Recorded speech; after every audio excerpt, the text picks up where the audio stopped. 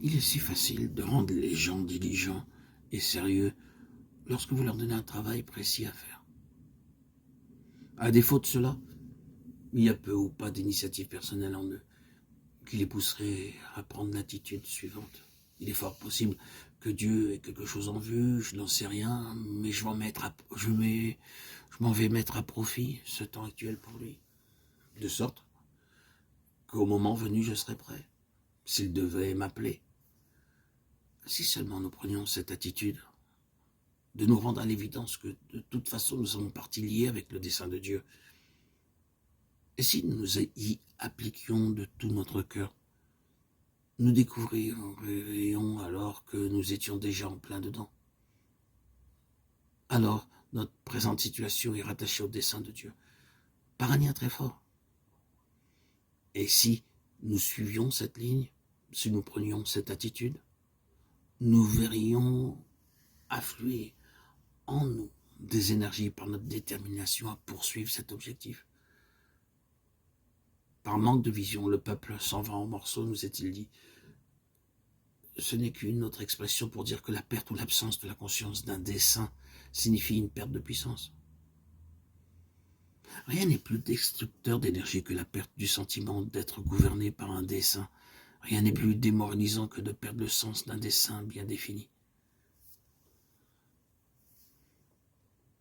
Si l'ennemi peut trouver accès en nous pour nous donner le sentiment qu'après tout, nous sommes mépris sur notre vocation, nous sommes trompés, notre vie, notre œuvre, et qu'en pensant que Dieu nous confie une tâche, bien que ce n'est pas vraiment le cas, que tout cela est faux, et qu'il n'a jamais eu cette pensée, alors, de toute évidence, l'ennemi nous a démonis par ses arguments mensongers.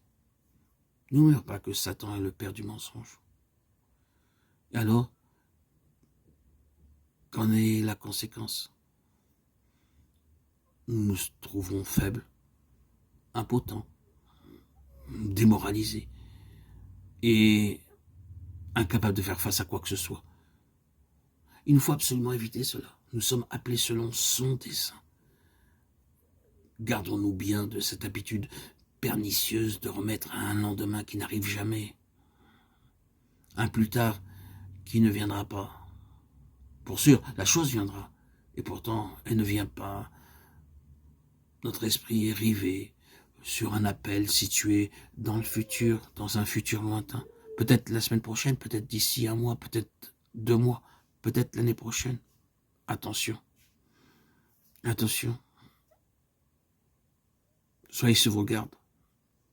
Soyez vigilants, veillez, discernez quand le diable veut agir.